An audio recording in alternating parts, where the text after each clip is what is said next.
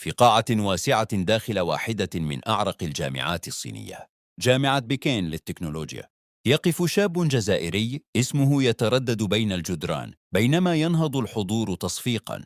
ليس مشهدا من فيلم، بل لحظة حقيقية صنعها باحث عربي واحد فقط: محمد زكريا حشلاف. هذه الجامعة المصنفة ضمن مشروع دبل فيرست كلاس منحت حشلاف أعلى جائزة ابتكار لديها، جائزة الابتكار وريادة الأعمال Innovation and Entrepreneurship Talent Award، جائزة لا تمنح إلا لمن يقدم إنجازا استثنائيا ويثبت أن البحث العلمي ليس مجرد دراسة، بل قدرة على تغيير الواقع. عام 2025 كان عاماً فارقاً في مسيرته، عاماً من التجارب، المشاريع، السهر والضغط العلمي.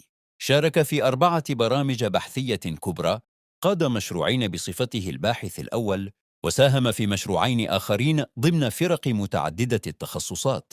مسار لم يكن صدفة، بل نتيجة رؤية واضحة وعمل منهجي وإصرار لا يلين. لكن الإنجاز الأكبر لم يكن داخل الجامعة فقط، ففي مسابقة شانغهاي جلوبال إنوفيشن كاب، إحدى أضخم مسابقات الابتكار في العالم، والتي شارك فيها أكثر من 12 مليون متنافس، تمكن حشلاف وفريقه من تحقيق المركز الثاني عالمياً، إنجاز يضعه ضمن نخبة المبدعين الشباب على مستوى العالم.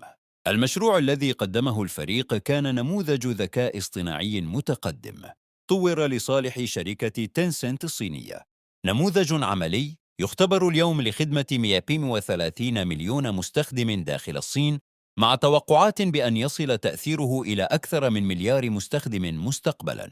إنه مشروع لا يكتفي بالابتكار، بل يصنع أثراً حقيقياً.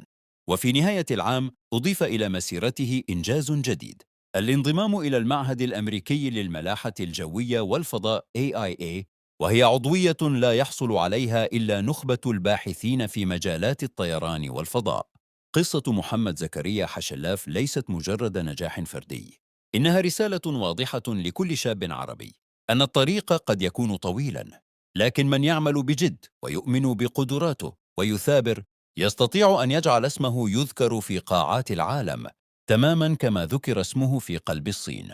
الإبداع لا وطن له، لكنه يبدأ دائما من شخص يؤمن بنفسه. إذا أعجبكم هذا الفيديو لا تنسوا دعمنا بالاشتراك والإعجاب لنستمر في تقديم قصص تثبت أن المستحيل مجرد بداية.